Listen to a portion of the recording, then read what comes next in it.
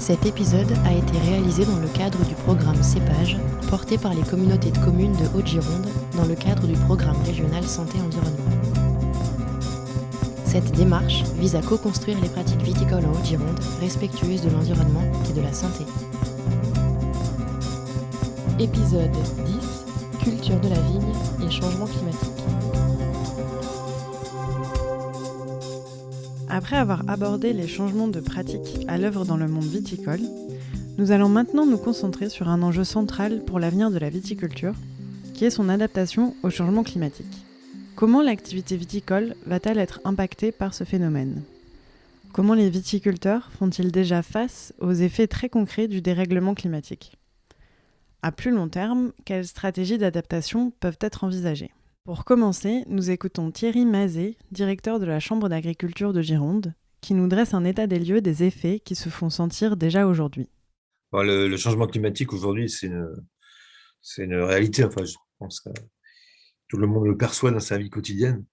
Et en premier lieu, les premières victimes, je dirais, du changement climatique, au niveau local, je ne parle pas mondial, ce sont les agriculteurs. Parce qu'ils sont tributaires dans leur outil de production est tributaire de la météo, par définition, de la météo, du sol, etc. Donc, ils sont les premières victimes de ce changement climatique. Donc, l'impact du changement climatique, pour répondre à la question, et aujourd'hui, il est vécu par l'ensemble des agriculteurs. Et si je prends l'exemple de la viticulture, puisqu'on est dans un département très, très viticole, il se fait sentir donc, au niveau des aléas climatiques, il se fait sentir aussi par rapport à l'évolution du degré, enfin de l'alcool dans le vin, puisqu'on a à part cette année qui est vraiment une année un peu atypique, mais la plupart des années précédentes, on constate que les vendanges sont de plus en plus tôt, que les raisins que l'on récolte sont de plus en plus concentrés, et du coup, on a des vins qui sont facilement à 14, 14,5 degrés d'alcool, chose qu'on ne connaissait pas historiquement dans le Bordelais. Donc, c'est un impact, vous voyez, sur le produit, le produit viticole sur le vin directement. Pour en revenir aux épisodes climatiques, on le voit même sur une production comme la vigne. La vigne est une plante qui va chercher l'eau très loin. On a des racines très profondes.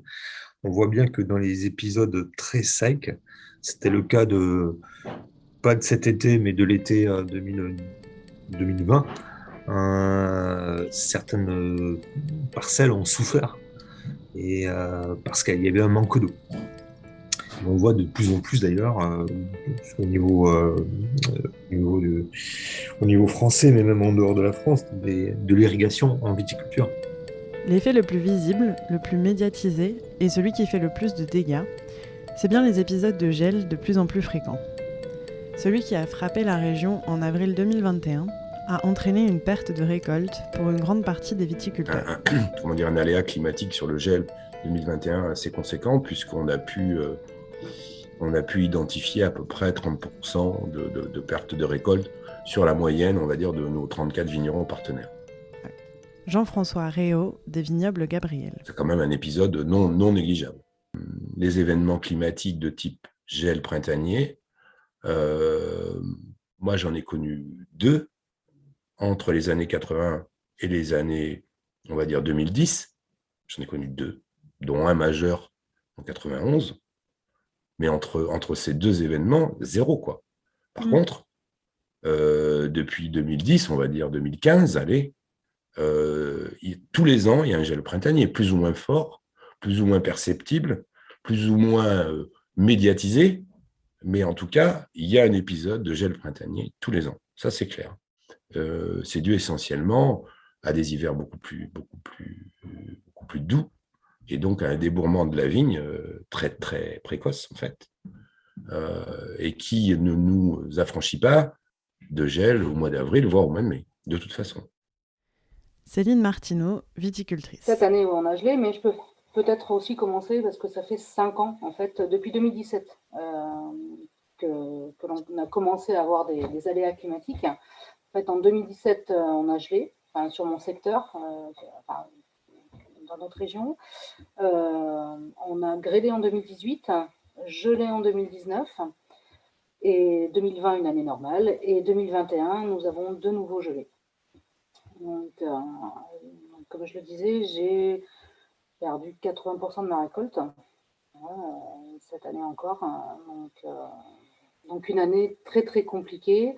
En plus une année compliquée parce qu'on a eu beaucoup de pluie, très peu de soleil, donc un peu de pression mildiou, très compliqué à gérer. Donc je suis en bio, ça a été d'autant plus compliqué parce qu'il a fallu traiter beaucoup plus. Donc 2021, une année à oublier, quoi. Ces 5 dernières années avec les aléas climatiques, ce que l'on parle, c'est le côté assurance, le côté financier. Ce qu'on ne parle pas, c'est peut-être le côté psychologique que l'on subit. Et donc, moi, pour ma part, donc c'est le 4e aléa climatique majeur sur ces 5 dernières années, hormis le fait que financièrement, ça va être compliqué. Psychologiquement, c'est très très difficile. Parce qu'on travaille toute l'année, malgré le fait que l'on est gelé cette année, on doit continuer à travailler et des vignes où on n'a pas de raisin. Et c'est frustrant. Cette année, alors les autres années, j'avais mal vécu. Cette année, j'ai particulièrement mal vécu ce gel.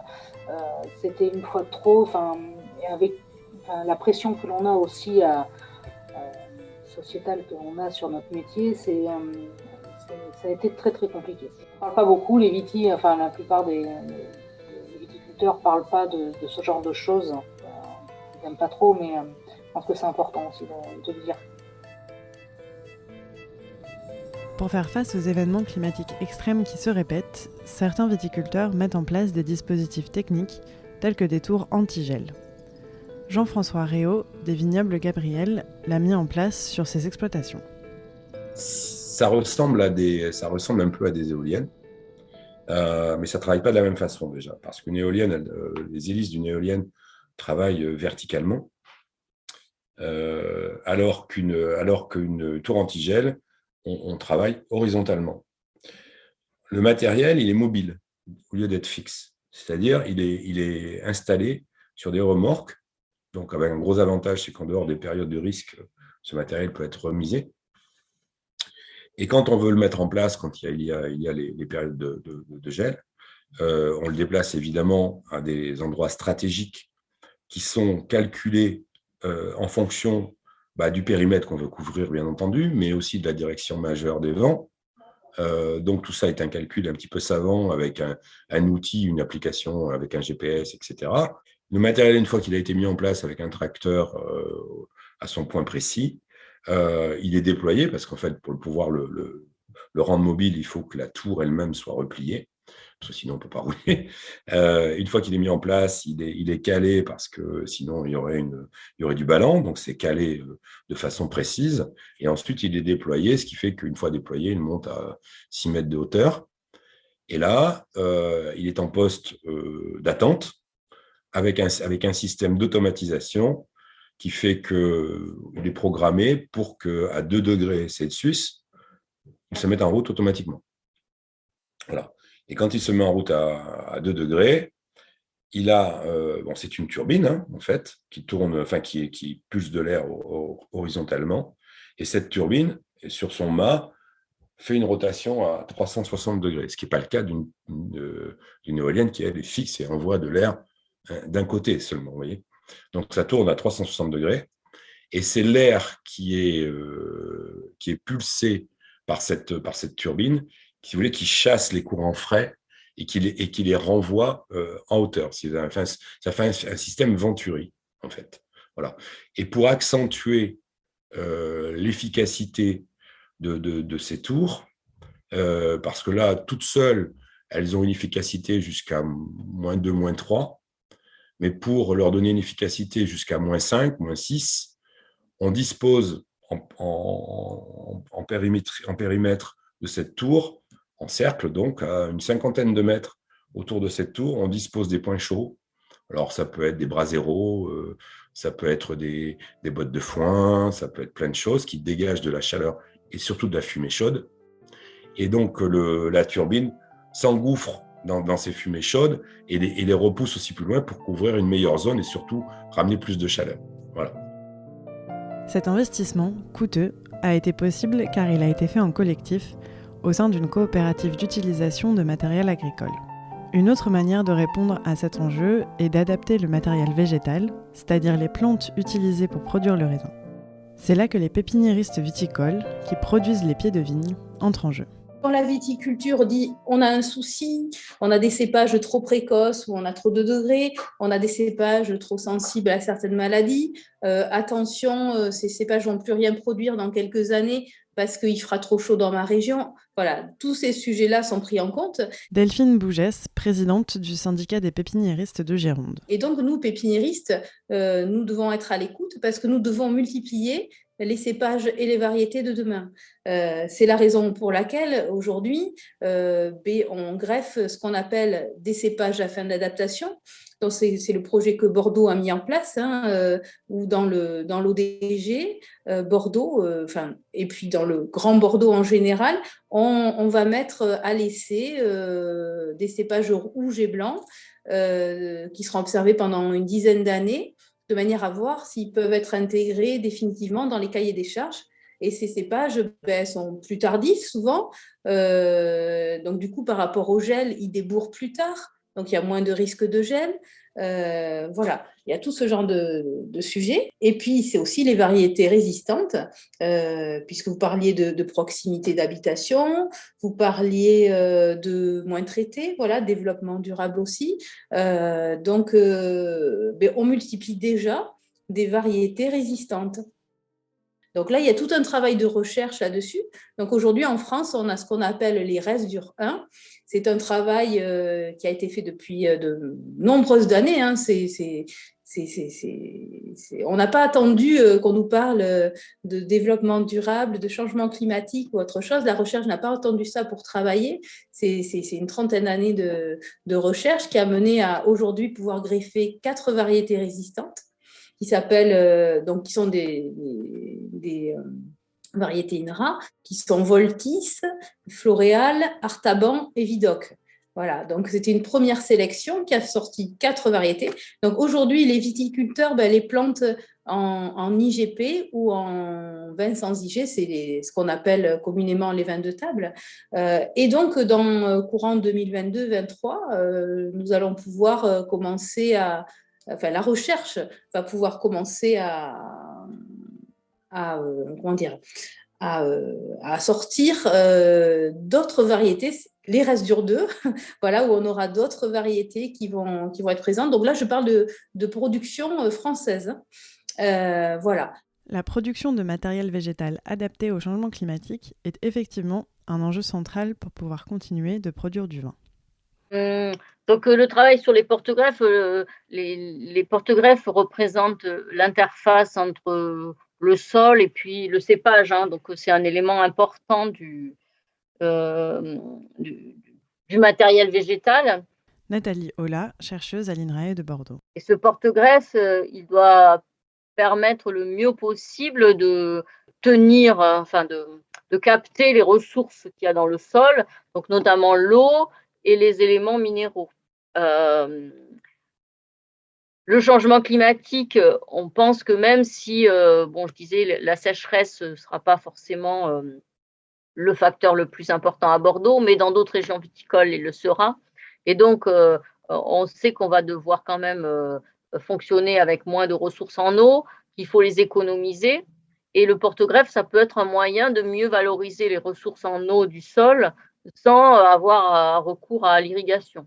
Donc ça, c'est quelque chose de très important. Le porte-greffe peut également favoriser l'assimilation des éléments minéraux. On a malheureusement peu de connaissances sur l'impact du changement climatique sur la fertilité des sols et comment l'augmentation de la température de l'air, mais aussi du sol, va affecter tous les processus physico-chimiques qui font que les éléments minéraux sont disponibles pour les plantes. Mais en tout cas, ce greffe joue un rôle aussi sur globalement la capacité de la plante à se développer et à produire du raisin. En plus de ces réponses techniques, il semble nécessaire de réfléchir à l'adaptation des exploitations viticoles de façon plus globale. Plusieurs projets sont en cours pour aider les viticulteurs à s'adapter d'une manière qui diminue également leur contribution au changement climatique. Une de ces réponses systémiques consiste à diversifier les productions sur une exploitation. Moi, mes parents, ma mère me dit dans les années 60-70, il y a déjà eu des épisodes comme ça, mais seulement les exploitations étaient plus petites, n'étaient pas en monoculture, ils avaient d'autres cultures à côté, donc je pense que l'impact il était moindre. Céline Martineau, viticultrice. Nous, le fait est qu'on est principalement en monoculture dans la région, et ce qui est compliqué, c'est ça, quoi. Nous, les exploitations dans le secteur, dans les années, moi, mes parents, jusque dans les années 90, dans mon secteur, les exploitations étaient plus petites et ils n'étaient pas en monoculture. Vous avez un peu de céréales, un peu de bétail, des asperges. Et depuis quelques années, moi, quand je me suis installée, je me suis installée en monoculture. Donc, ce qui fait que quand on est impacté par un aléa, on n'a pas d'autre recours. Nous ici, dans le secteur, on avait, je me souviens, dans tous les villages, on avait des agriculteurs. Ils s'étaient pas spécialisés dans la viticulture. Moi, mes voisins, je vous dis, ils avaient tous un peu de céréales, de bétail. Ici, pas mal d'asperges parce que c'est le coin. Donc, moi, mes parents faisaient des travaux agricoles. Ils allaient planter de la vigne dans le secteur Médoc, Saint-Émilion, Charente-Maritime. Ils allaient en Charente. Et ils avaient une activité à côté de la vigne. En fait, si vous voulez, on constate qu'il y a de plus en plus une attente sociétale pour avoir des produits locaux, de proximité. Thierry Mazet, directeur de la Chambre d'agriculture de Gironde. La Gironde produit beaucoup de vin. Mais les besoins locaux sont loin d'être remplis en termes de, par exemple, sur les fruits et légumes, le maraîchage, des choses comme ça. Donc, il y a cette attente sociétale très forte sur les produits de proximité et l'agriculture doit y répondre. Et puis, il y a aussi un contexte économique difficile pour beaucoup de viticulteurs aujourd'hui, un marché qui est compliqué, où malgré certaines embellies sur l'international, le marché national du vin diminue, on est sur une consommation en baisse. Donc, il y a certains viticulteurs qui se posent vraiment des questions. Est-ce que mon avenir passe toujours par la viticulture ? Donc, la Chambre d'agriculture essaye, pour ces deux raisons, c'est-à-dire pour répondre à la fois à la demande locale des collectivités, des consommateurs en produits locaux, autres que le vin, et pour aussi répondre à certaines situations économiques de viticulteurs, on essaye de proposer d'autres solutions. Donc, on a mis en place tout un tas de dispositifs, de conseils techniques. Ça va de la production de raisins de table, donc qui correspond à une demande. Mais il y a beaucoup de viticulteurs certains viticulteurs qui disent bon, on sait faire de la vigne, donc on peut aussi peut-être faire de la vigne pour faire des raisins de table. Ça va de ce genre de production à la production de petits élevages, de poules pendeuses, des choses comme ça, le maraîchage bien entendu. Donc aujourd'hui, plus on diversifie les activités, plus on diminue les risques climatiques, parce qu'on peut considérer que toutes les activités ne seront pas toujours en même temps. Donc la Gironde, elle est très spécialisée en viticulture et sylviculture, la production d'arbres. Et on le voit bien quand il y a eu des tempêtes, celle de 2009 ou de 1999, tout un pan a été saccagé. Donc il faut, en effet, plus on va diversifier, plus on limitera les risques.